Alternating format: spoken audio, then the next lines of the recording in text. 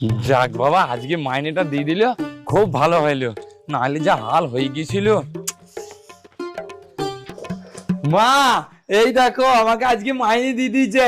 হ্যাঁ, কি বলছিস? যাক, খুব ভালো হলো। হ্যাঁ, তুমি একদম ঠিকই বলেছো।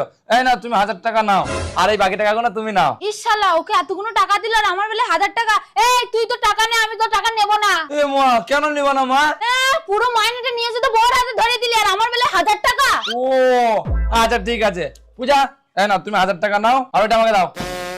এই নাও মা, বেশি টাকাটা তুমি নাও। দে দে দে। ও বাবা, কত টাকা!